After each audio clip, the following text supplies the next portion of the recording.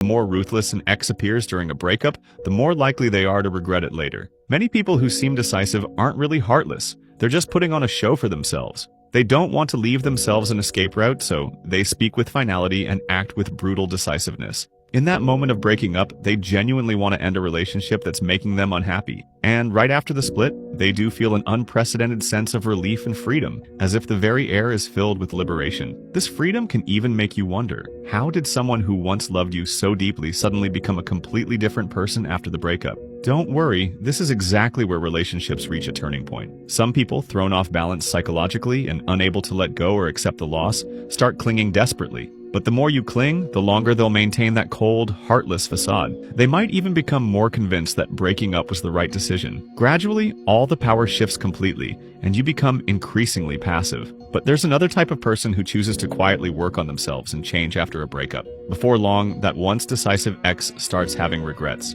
They might come back tentatively, their words tinged with reluctance and remorse. The problem is, most people can't handle this moment right. They either give in too quickly, throwing themselves at their ex like a desperate fool the moment they return, only to get rejected again, or they hesitate endlessly, stubbornly sticking to the principle of better to miss out than to lower myself, watching true love slip away. The truth is, relationships aren't that complicated. This isn't child's play. There's no need for strategic advances and retreats or playing hard to get. When two people are together, isn't it just about getting along well and growing together? Nobody's born knowing how to manage emotions or provide security. If you actually meet someone who seems to have it all figured out, either they're putting on an act, or they've been hurt so deeply in past relationships that they're no longer willing to invest everything. In that case, they might think you're decent enough and that settling is acceptable. But people like this rarely love deeply. When love isn't deep, they don't care as much. What looks like peaceful coexistence actually lacks the weight of real love. And what's the point of a relationship like that? Maybe it's just two wounded people settling for each other's warmth. So while you still have that fire in your heart,